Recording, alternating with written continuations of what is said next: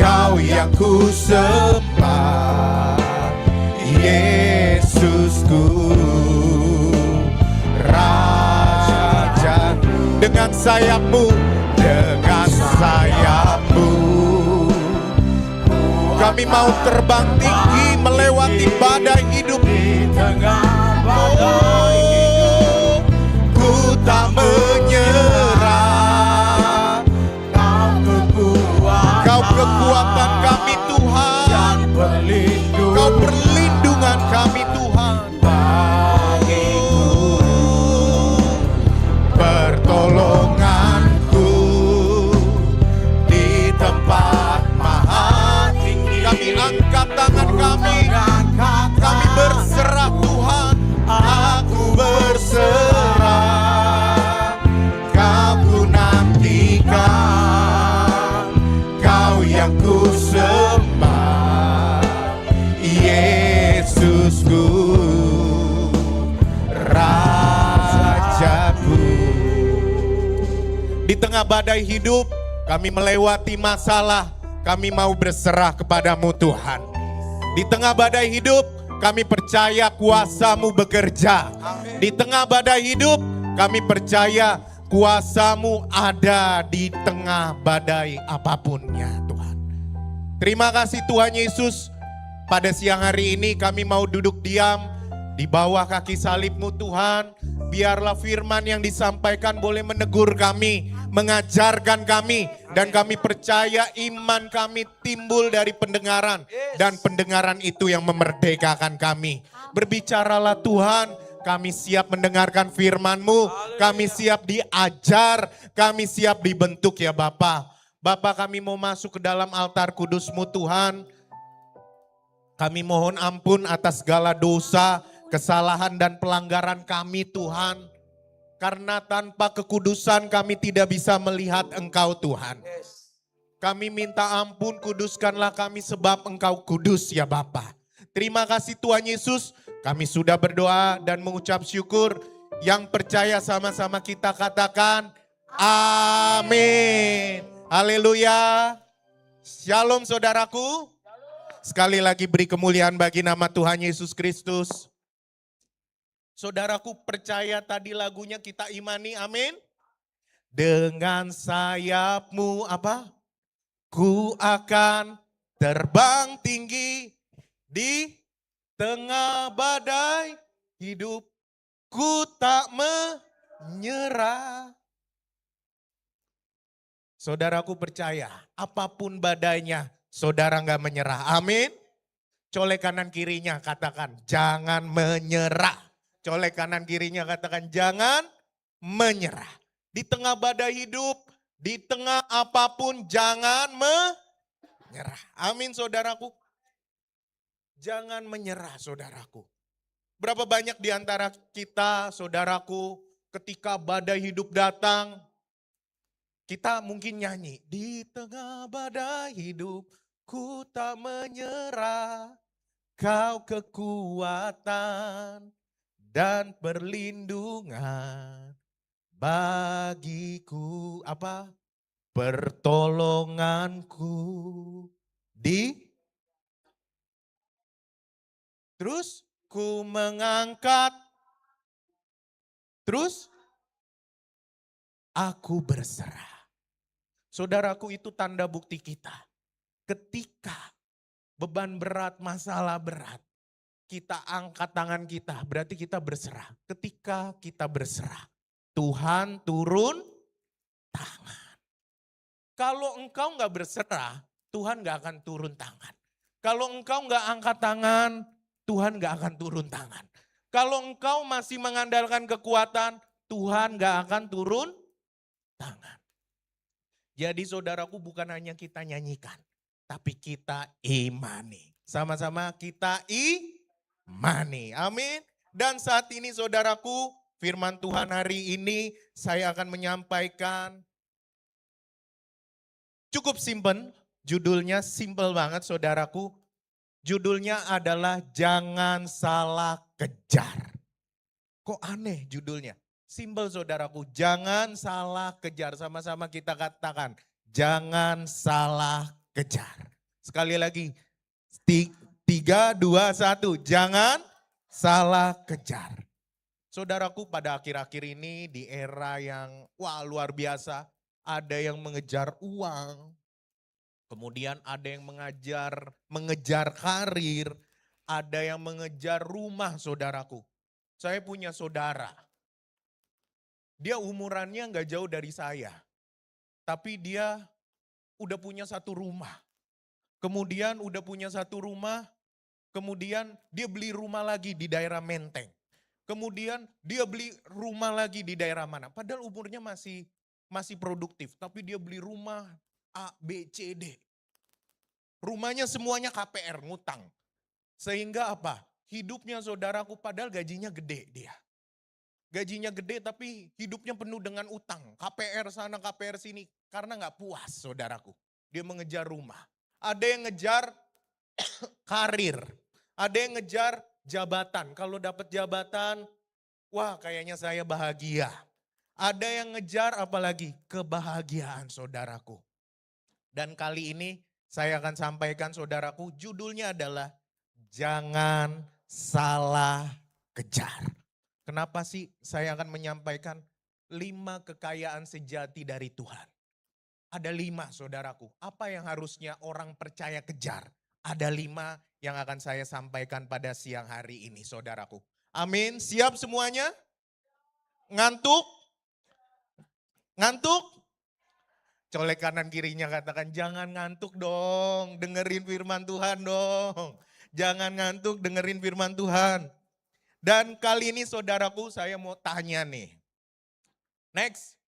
Apa yang Bapak, Ibu, teman-teman lakukan ketika pagi hari bangun pagi?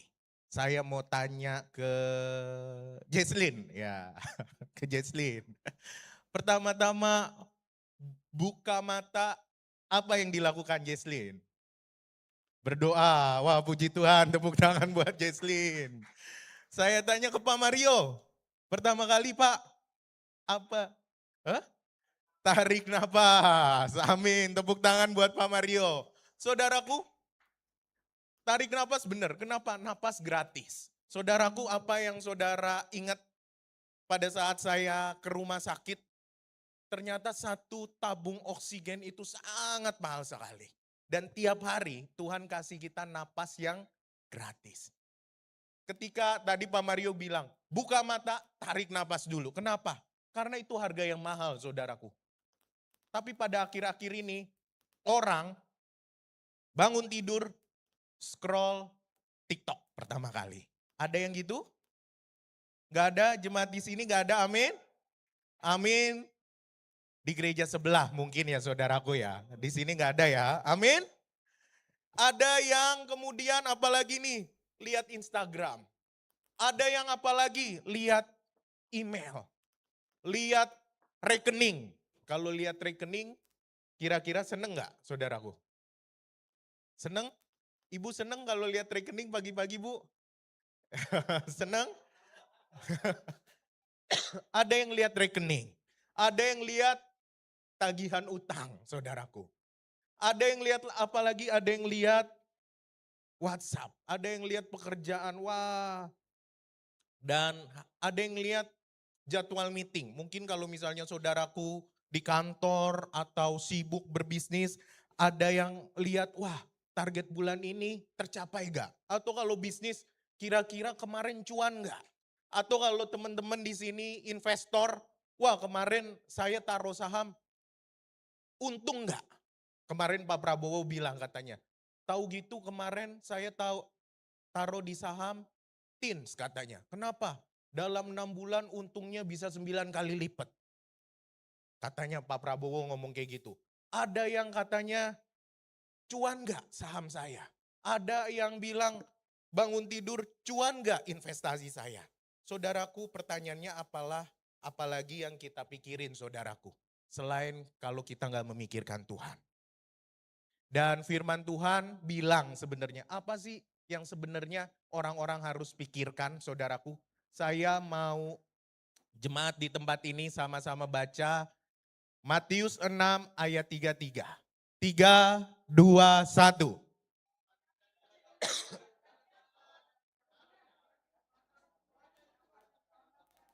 Kurang keras. Sekali lagi. 3, 2, 1.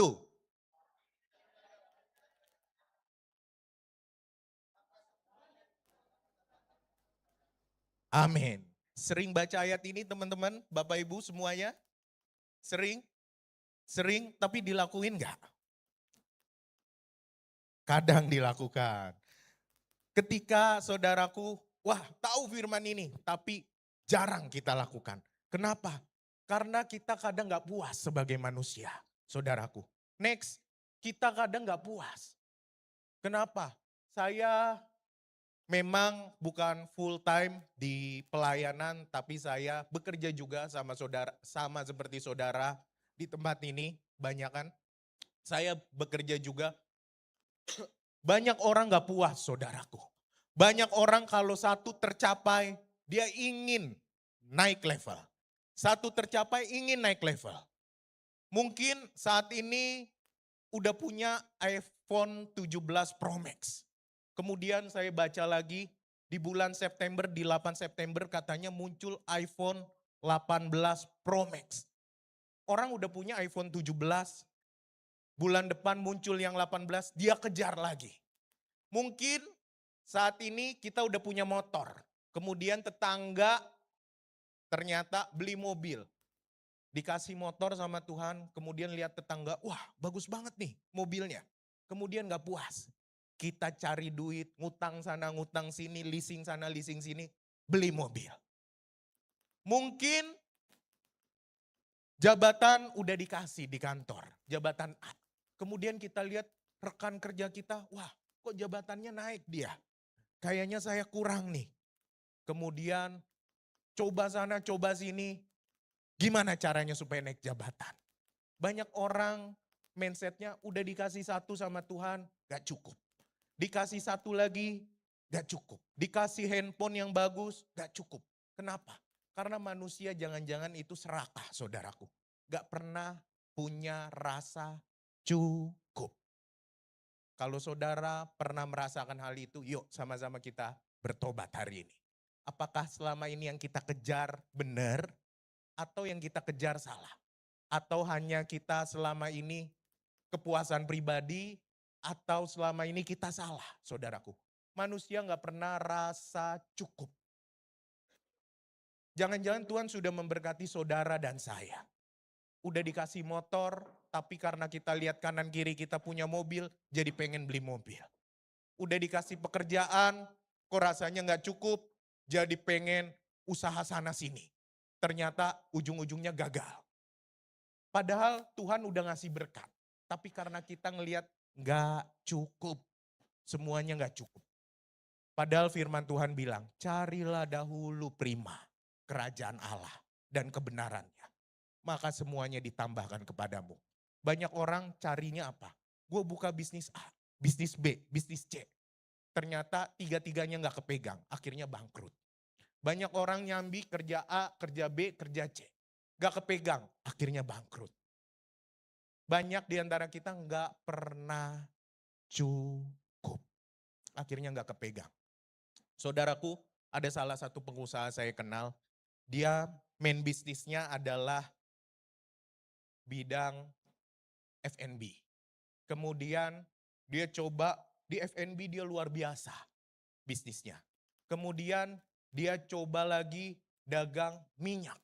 Jadi supplier minyak. Minyak goreng saudaraku. Kemudian dia coba usaha kopi. Kemudian dia usaha ini. Dan saudaraku tadinya di F&B dia luar biasa.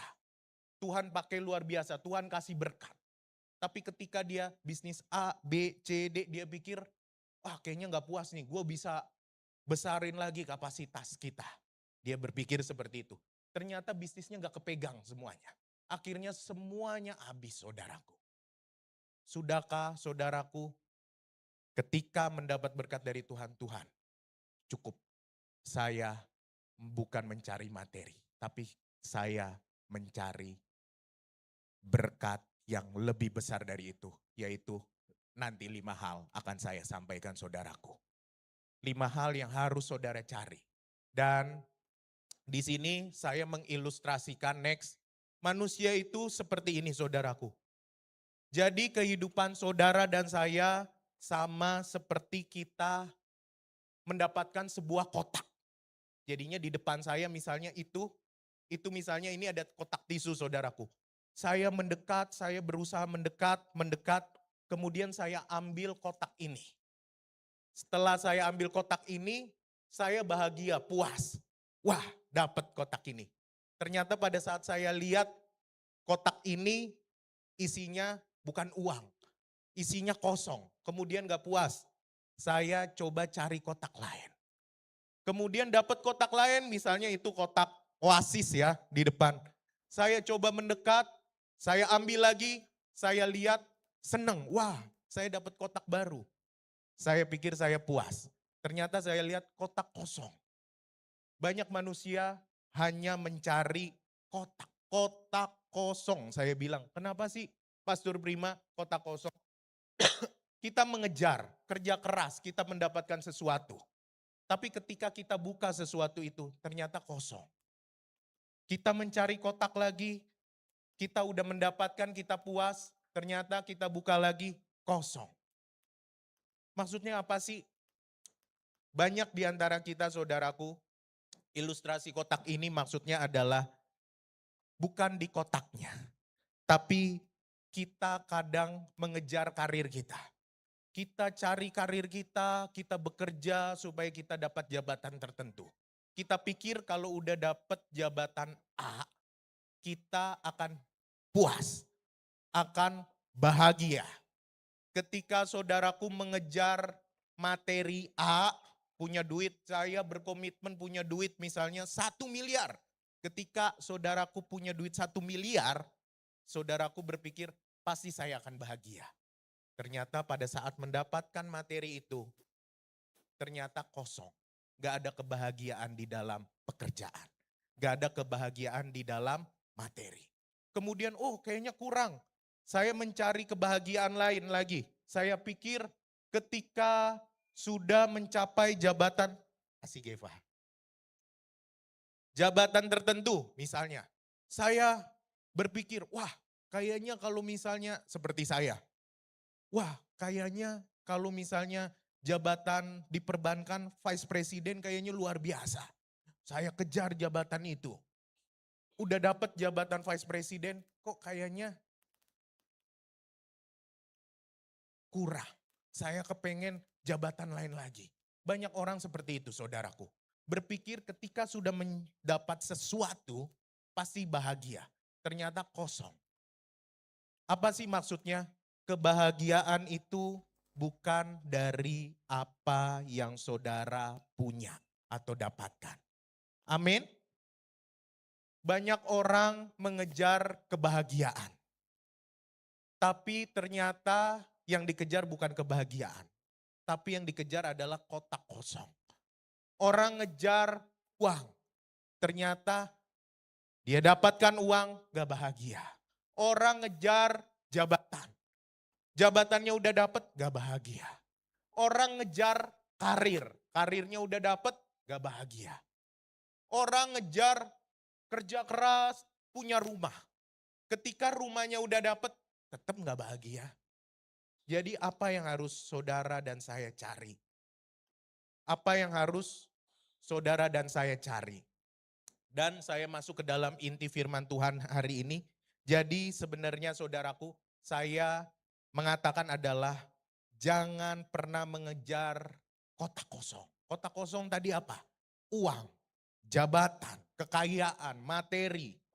Saudaraku kejar kebahagiaan itu gak akan dapat. Saya bukan bilang saudaraku gak boleh punya uang. Salah. Kenapa?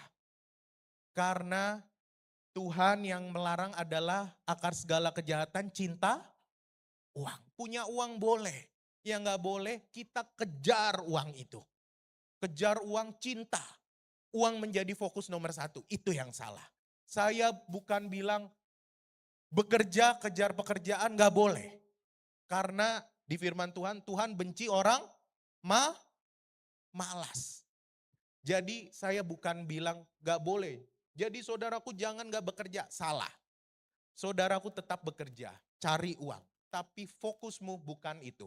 Dan saya akan menyampaikan 5 hal.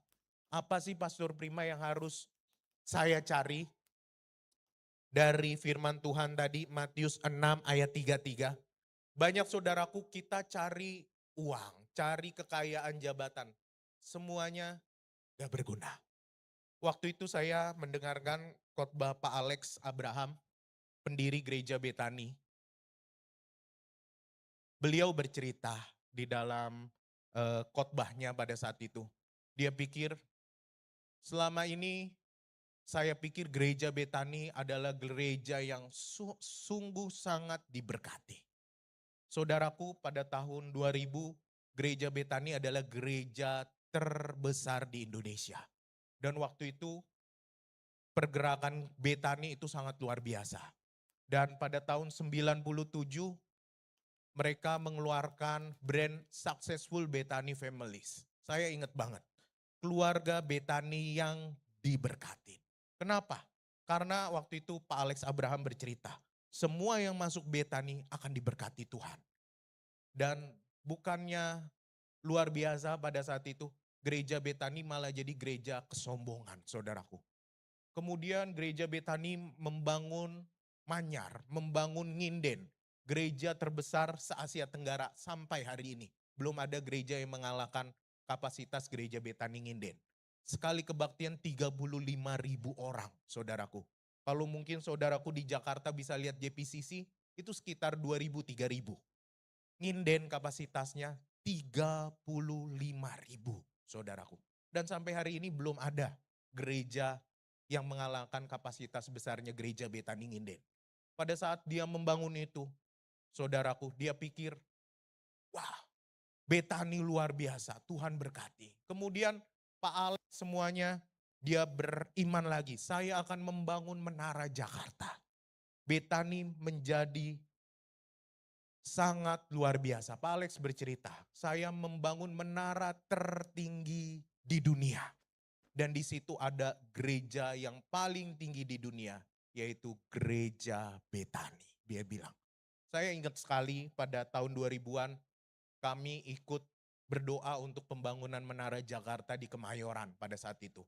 Dan Pak Alex bilang, kita akan membangun gereja dengan ibadah di tempat yang paling tinggi. Tidak ada gereja lain di dunia ini yang seperti ini. Wah, ternyata saudaraku, dari situ muncul kesombongan. Dan Pak Alex bercerita, padahal saya seorang gembala, saya seorang pendeta, tapi saya lihat yang saya cari adalah kepuasan pribadi. Dan apa yang terjadi Pak Alex di akhir hidupnya? Dia bilang, saya ditegur Tuhan.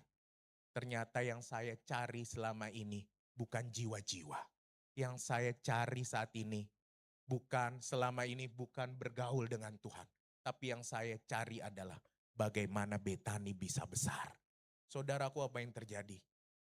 Tuhan hancurkan Pak Alex melalui banyak masalah. Akhirnya Betani goyah, saudaraku. Karena apa? Pak Alex bilang, saya dulu pendeta yang sombong. Saya gak pernah datang ke gereja kecil. Waktu itu Pak Alex bilang, saya gak pernah mau datang ke gereja kecil. Tapi ketika proses ini datang, dia bisa bertobat Pak Alex. Padahal seorang gembala membuahkan banyak pendeta-pendeta, anak rohani. Pak Timotius Arifin, gereja Rock, anak rohani dia. Pak Niko, anak rohani dia. Banyak, semuanya berasal dari Betani. Pak Yusak, anak rohani. Tapi dia bisa bilang, saya gagal. Saya hanya mencari Betani besar. Tapi saya tidak meninggikan nama Tuhan. Saudaraku, apa yang terjadi? Saya belajar di situ. Ternyata seorang pendeta besar bisa salah. Dia fokusnya bukan ke Tuhan, tapi fokusnya adalah gimana gereja Betani bisa besar. Sampai Tuhan pukul dia, Tuhan hancurkan dia. Saudaraku, di sini kita sama-sama belajar. Jangan sampai fokus kita salah. Dan saya akan menyampaikan 5 poin ini. Supaya kita gak salah. fokus kita. Harta kita yang paling berarti itu ada 5 hal. Yang pertama adalah next. Apa sih? 5 kekayaan sejati, saudaraku boleh lihat. Poin pertama adalah Yesus Kristus. Yang pertama adalah Yesus Kristus. Harta yang paling berharga, kekayaan paling berharga adalah Yesus Kristus. Maksudnya apa, Pak? Banyak orang menukar Yesus dengan kekayaan. Banyak orang menukar Yesus dengan karir. Banyak orang menukar Yesus dengan kemegahan. Dan Pak Alex Abraham dia bercerita. Dia pikir fokus utamanya adalah Yesus. Saya mau membesarkan gereja Betani menjadi gereja yang besar. Dia membangun menara Jakarta, menara tertinggi di dunia. Dan dia bilang, nanti di atasnya itu akan ada gereja. Kita memuliakan Tuhan di atas. Ternyata banyak pendeta-pendeta pada saat itu menasehati Pak Alex. Jangan sampai Om itu jadi menara Babel. Kenapa? Karena akan timbul kesombongan. Oh enggak, ayo kita berdoa. Kita akan membangun gereja kita menjadi gereja besar. Menara tertinggi di dunia. Fokusnya bukan Yesus. Fokusnya adalah kemakmuran, kehebatan. Luar biasa pelayanan Betani. Fokusnya adalah kesombongan.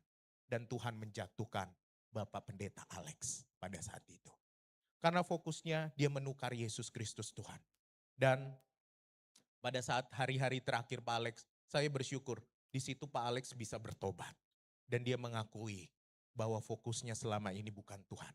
Dan waktu itu Pak Pendeta Alex dia diundang di gereja papa saya di Sunter. Papa Pastor Immanuel juga. Dan dia berkhotbah di gereja Betani Sunter. Dan dia mau berkhotbah di gereja yang gak isinya ribuan saat itu saudaraku. Dan dia kesaksian tentang kebaikan Tuhan. Jadi saudaraku, fokusmu meskipun engkau pelayan Tuhan, meskipun engkau pendeta, meskipun engkau apapun jabatanmu, kalau fokusmu bukan Yesus Kristus, Tuhan akan menghancurkan engkau. Poin pertama, harta sejati adalah Yesus Kristus. Sama-sama katakan, Yesus Kristus. Yang kedua adalah harta yang paling berharga kedua adalah next. Ini saudaraku, jiwa yang sehat. Berapa banyak orang Kristen jiwanya nggak sehat? Jiwanya nggak sehat, kenapa? Ketika penagih utang nelpon, wah panik sana sini, bukannya berdoa, malah cari utang sana utang sini. Ketika pinjol telpon, panik sana sini, ngutang sana, ngutang sini, cari, tanya keluarga sana sini, punya duit gak? Pinjem dong. Bukannya berdoa. Banyak orang gak punya jiwa yang sehat. Tubuh butuh makan. Ketika engkau merasa, Tuhan aku stres hari ini. Kalau tubuhmu butuh makan, jiwamu butuh firman Tuhan. Ketika tubuhmu butuh minum, jiwamu butuh pujian dan penyembahan. Doa sama Tuhan. Karena pujian penyembahan itu menyegarkan jiwamu saudaraku. Ketika kayaknya pikiran kamu kacau, kok banyak utang, kok banyak masalah. Jiwamu gak tenang saudaraku, gak bisa tidur pastor. Saya banyak pikiran, berarti jiwamu lagi gak sehat. Berarti kalau jiwamu gak sehat, butuh firman. Butuh minumannya apa? Praise and worship, pujian dan penyembahan. Nyanyi buat Tuhan, memuji Tuhan, doa saudaraku. Ini banyak orang Kristen kejarnya uang. Padahal yang penting adalah jiwa yang sehat. Yang ketiga adalah harta yang paling berharga. Yang ketiga adalah next. Yang ketiga, kesehatan. Banyak orang Kristen udah fokus melayani. Kemudian yang kedua, jiwanya udah sehat. Dan yang ketiga adalah menanggalkan kesehatan. Makan makanannya gak dijaga. Kemudian gak mau olahraga. Saudaraku, berapa banyak pendeta yang jatuh di sini? Banyak pendeta yang jatuh di sini. Fokus sama Tuhan luar biasa. Pelayanannya luar biasa. Jiwanya mendengarkan firman, baca firman, berdoa. Tapi kesehatannya gak dijaga. Kalau saya kesaksian saudaraku, papa saya salah di sini. Kenapa? Papa dulu, wow, melayani on fire. Papa hubungan dengan Tuhan luar biasa, doa sama Tuhan. Tapi papa gak fokus di sini. Apa yang terjadi? Ternyata kena jantung. Ketika makan babi, konsumsi jeroan, kambing, sana sini. Papa makan malam sana sini. Papa gak mencari ini. Apa yang terjadi? Papa waktu itu tubuhnya sampai gendut banget. Kemudian kena jantung. Dan papa meninggalkan kami. Banyak orang Kristen fokus sama Tuhan sudah. Hubungan dengan Tuhan rohani sudah. Tapi kesehatan banyak gagal. Benar gak sih Pastor Prima apa yang dilakukan 3 poin ini? Tadi pertama apa? Hubungan dengan Tuhan. Kedua apa? Tadi jiwa yang sehat. Ketiga apa? Kesehatan. Yuk sama-sama kita buka di 1 Tesalonika 5 ayat 23. Boleh dibuka 1 Tesalonika 5 ayat 23? Saya minta boleh dibacakan Pak Franky 1 Tesalonika 5 ayat 23.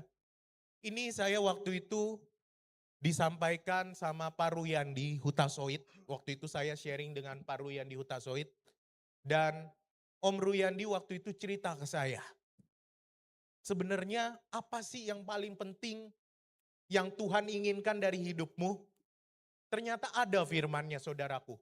1 Tesalonika 5 ayat 23. 1 Tesalonika 5 ayat 23 demikian firman Tuhan. Semoga Allah damai sejahtera menguduskan kamu seluruhnya dan semoga roh, jiwa dan tubuhmu terpelihara sempurna dengan tidak bercacat pada kedatangan Yesus Kristus Tuhan kita. Amin. Terima kasih Pak. Semoga Allah damai sejahtera menguduskan kamu seluruhnya. Dan semoga apa? Roh hubungan dengan Tuhan Yesus tadi. Kemudian apa? Jiwa. Kemudian apa? Tubuhmu terpelihara, berarti engkau harus apa? Jaga. Sempurna, terpelihara sempurna. Dengan tak bercacat. Sampai pada kedatangan Yesus Kristus. Ini yang Tuhan inginkan pesannya. Rohmu, hubunganmu dengan Tuhan engkau jaga. Jiwamu, pikiranmu engkau jaga. Dan tubuhmu terpelihara. Banyak orang Kristen hubungan dengan Tuhan oke. Jiwanya baca firman oke. Tapi kena stroke. Karena apa? Cacat. Karena makanannya gak benar. Karena apa? Gak pernah mau olahraga. Karena apa? Makan kambing. Karena apa? Karena gaya hidupnya gak sehat, saudaraku. Berarti dia sudah melanggar 1 Tesalonika 5 ayat 23. Benar gak? Banyak orang melanggar ini. 1 Tesalonika 5 ayat 23. Mungkin kita baca firman, doa. Tapi kita lupa menjaga tubuh kita. Terpelihara sempurna dengan tak bercacat. Percuma saudaraku kalau 1, 2 sudah engkau lakukan. Tapi yang ketiga engkau cacat di mata Tuhan. Jadi kali ini kita belajar tadi 3 poinnya. Rohmu, hubunganmu dengan Tuhan engkau pelihara. Kemudian yang kedua, pikiranmu engkau pelihara. Dan yang ketiga, tubuhmu tidak boleh cacat. jaga kesehatanmu, makananmu, konsumsimu, pikiranmu, saudaraku. Dan yang disampaikan Bapak Pendeta Ruyandi pada saat itu. Dan saya senang kemarin saya baca, dengar juga di podcastnya Pastor Gilbert. Pastor Gilbert sekarang kurusan, saudaraku. Dan dia menjaga ini sesuai dengan 1 Tesalonika 5 ayat 23. Saya percaya saudaraku di tempat ini kita mau menjaganya. Amin. Amin. Next, yang keempat dan kelima apa? Yang keempat,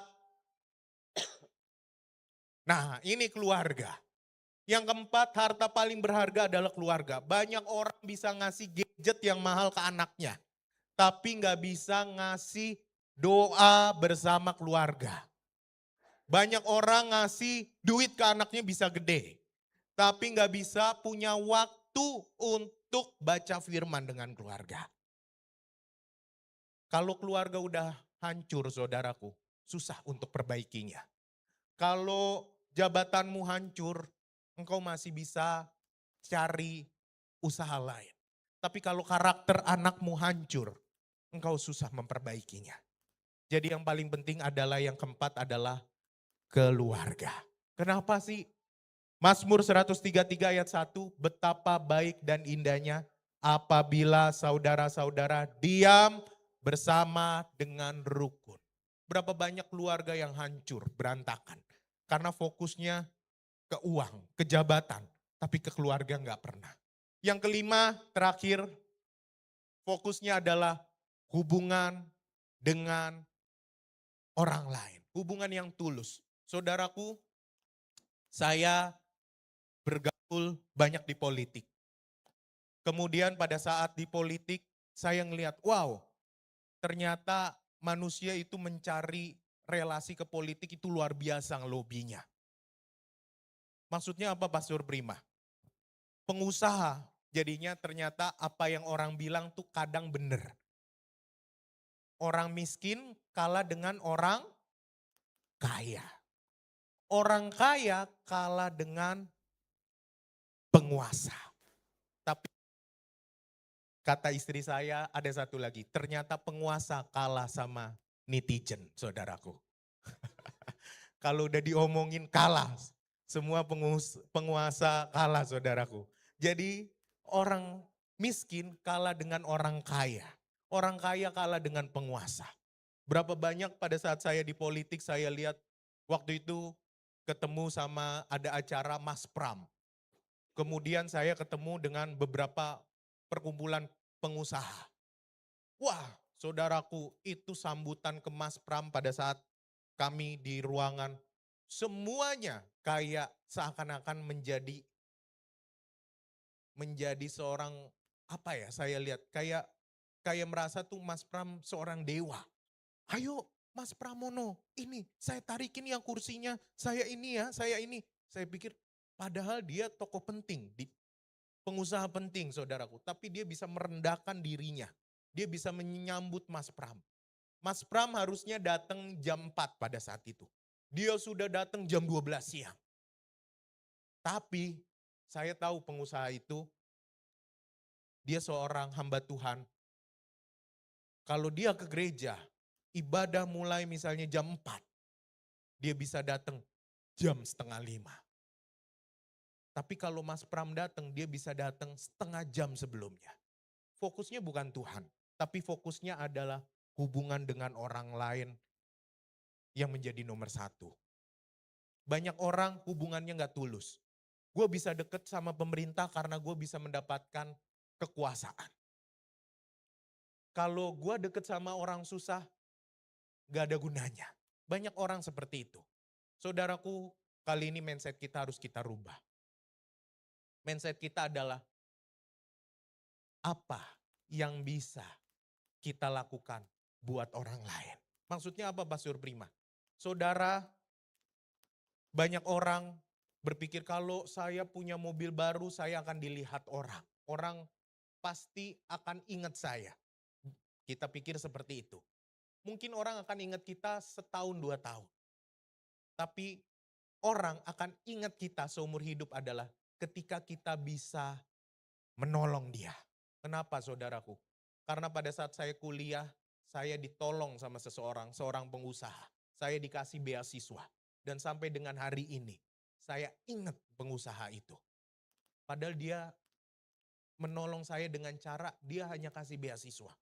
Tapi saya sampai hari ini saya ingat, kalau nggak ada orang itu, mungkin saya saat ini gak bisa lulus kuliah. Dan mungkin sampai hari ini saya bingung cari kerja.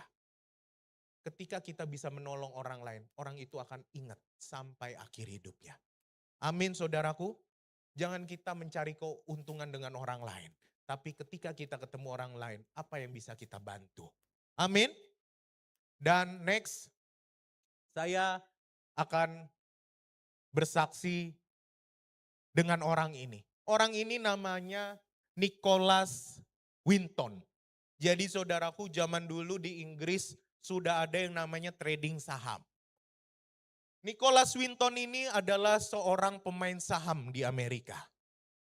Pada saat Perang Dunia, hartanya cukup luar biasa. Tahun 1938 dia seorang pialang saham, kaya, raya. Tapi apa yang dia lakukan? Pada saat terjadi perang, banyak orang-orang Yahudi yang dibunuh di tahun 1938. Ternyata si Nicholas Winton itu, dia menyewa satu gerbong kereta pada saat itu. Dia sewa satu gerbong kereta, isinya 669 orang Yahudi untuk dikeluarkan dari sebuah kota. Kota itu karena orang Yahudi, setiap ketemu orang Yahudi dibunuh. Ketemu orang Yahudi dibunuh. Kemudian dia menyelundupkan 669 anak-anak Yahudi untuk keluar dari kota itu. Karena dia nggak ingin anak itu dibunuh.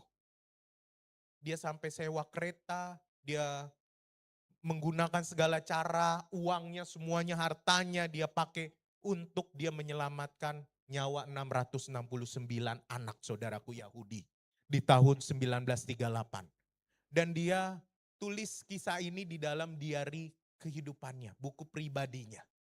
Dan buku itu dia simpan di loteng rumahnya. Pada saat dia melakukan ini saudaraku, tidak ada satu orang pun yang tahu.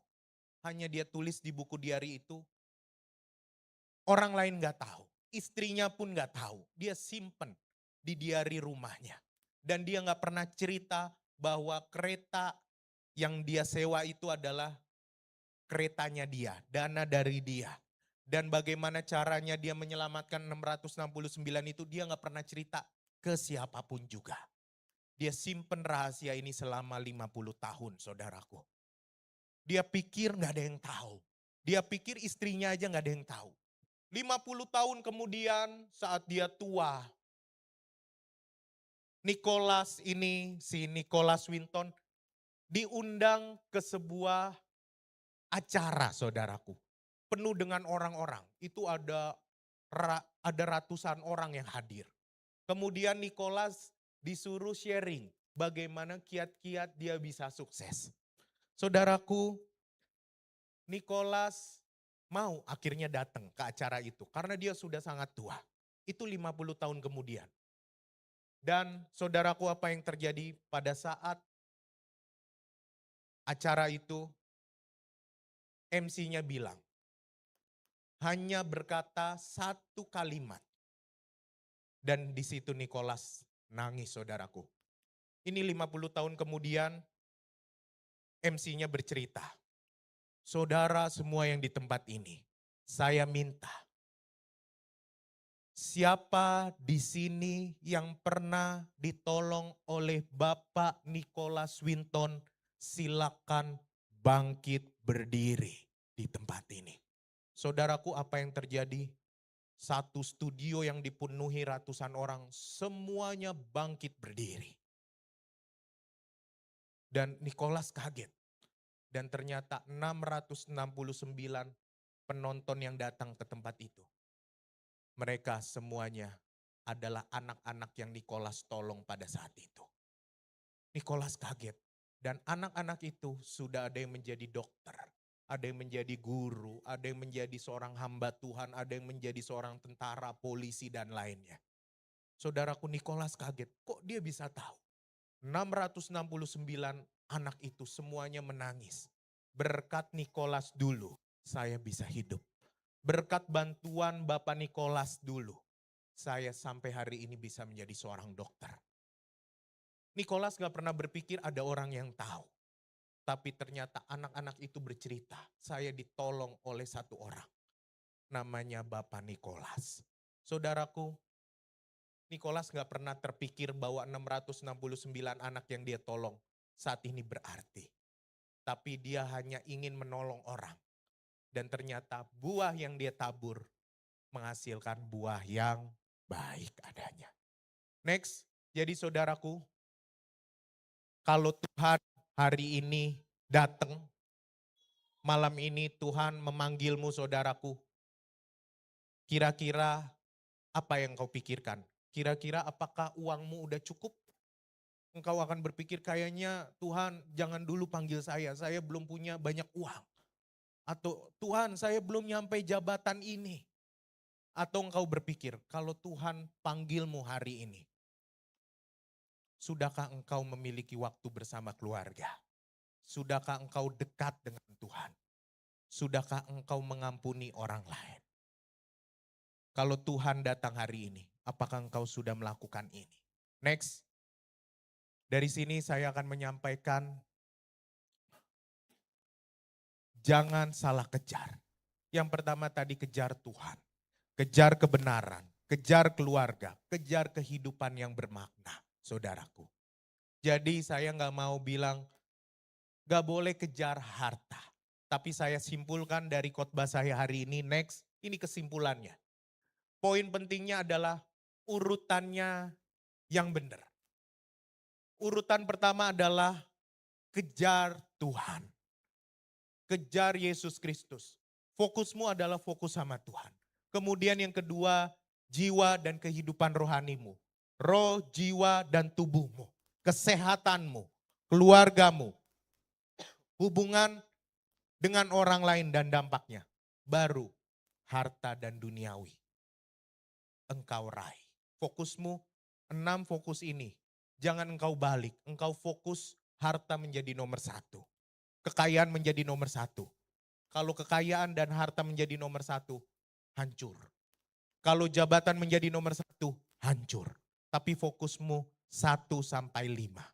Baru nanti engkau kejar yang ke-6. Ini ringkasan dari khotbah saya. Kejar Tuhan. Dan kehidupan. Kesehatan, keluarga, hubungan dengan orang lain. Baru engkau kejar harta duniawi. Amin. Next.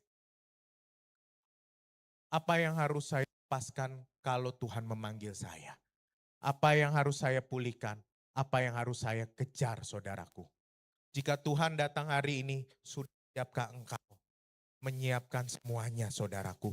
Jangan sampai gak siap. Dan firman Tuhan tadi sama-sama kita baca untuk terakhir. Next. Carilah dahulu kerajaan Allah dan kebenarannya. Jangan kejar semua yang gak penting, jabatan, uang, semuanya. Tapi kejar yang tadi, saudaraku. Kejar 5 poin yang utama tadi. Tuhan, jiwamu, pikiranmu, koneksi dengan Tuhan. Kemudian kejar kesehatan. Kemudian kejar apa lagi, saudaraku? Hubungan keluarga. Kemudian yang terakhir adalah hubungan dengan orang lain. Amin. Mari kita tundukkan kepala kita bersatu di dalam doa. Mari kita bersatu di dalam doa. Bapa, kami mengucap syukur Tuhan, karena kuasa-Mu, anugerah-Mu Tuhan, kami ada pada siang hari ini. Bapak, kami mau belajar bahwa fokus kami bukan uang, jabatan, tapi fokus utama kami hanya Engkau Tuhan. Engkau perlindungan kami, Engkau juru selamat kami yang hidup. Terima kasih Tuhan, biarlah firman pada siang hari ini boleh tertanam, termeterai di dalam loh hati kami, dan kami boleh menjadi pelaku firman-Mu, dan kami boleh hidup kudus dan tak bercacat di hadapan-Mu. Di dalam nama Tuhan Yesus, kami sudah berdoa dan mengucap syukur. Yang percaya sama-sama kita katakan, amin. Puji nama Tuhan.